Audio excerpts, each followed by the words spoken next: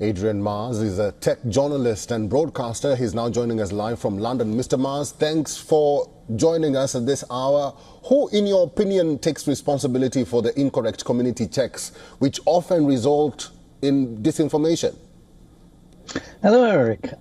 Well, it's community volunteers. That Meta, at least in the US, and as it exists on X, are ungoverned. So anybody can volunteer to be in the role of assessing posts and correcting whether they're true or false. Mm-hmm. But that is only to do with fact-checking. It doesn't entirely cover all the harm done by sort of toxic, racist, homophobic, sexist posts that drive advertisers and a lot of users away from a platform. Mm-hmm. So fact-checking is only one part of it, and they're going to ease up on a lot of the other sort of, as they put it, censorship, which is clearly a straightforward response to Trump,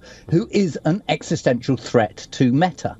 Trump has previously threatened to put Mark Zuckerberg in jail for the rest of his life after he accused him in his most recent book of sabotaging the 2020 election without evidence, as is not unusual. But since then, Mark has had lunch with him at Mar-a-Lago, or dinner, I'm not sure which, and donated, or Meta has donated, rather than him personally, $1 million. And is now getting rid of his liberal leadership. People like Democrat Sheryl Sandberg, who was chief operating officer, is being replaced by Dana White, who was CEO of Ultimate Fighting Championship, a very popular sport amongst MAGA supporters and a right winger. Nick Clegg has been demoted. So he's gone. It's essentially a desperate attempt to talking about a desperate attempt, not Mr. destroy Adrian. Trump. Let's talk about that desperate attempt, because earlier X, owned by Musk, introduced the community notes. Now Meta CEO Mark Zuckerberg, like you mentioned there, followed suit. Do you think this shift is linked to pleasing the incoming US President Donald Trump?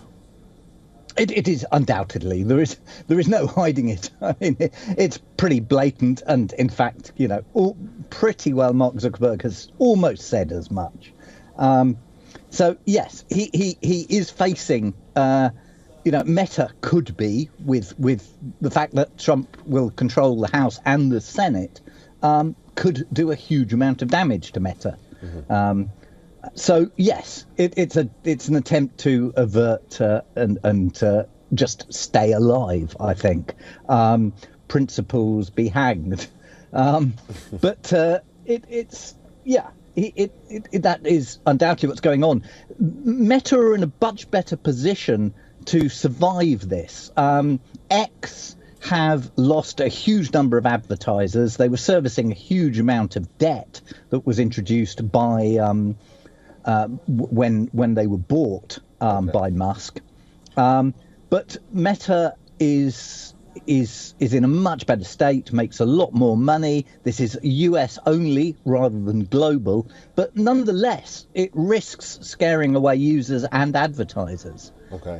So it's a dangerous thing, and certainly the response from most sort of NGOs who keep an eye on this thing has been extremely negative. And the claims that led to this by the far right, or at least MAGA, however you classify them, that Meta previously was left-wing biased, isn't really supported by the evidence. There's been more than one study that shows, if anything, it's been on the side of the right. Okay.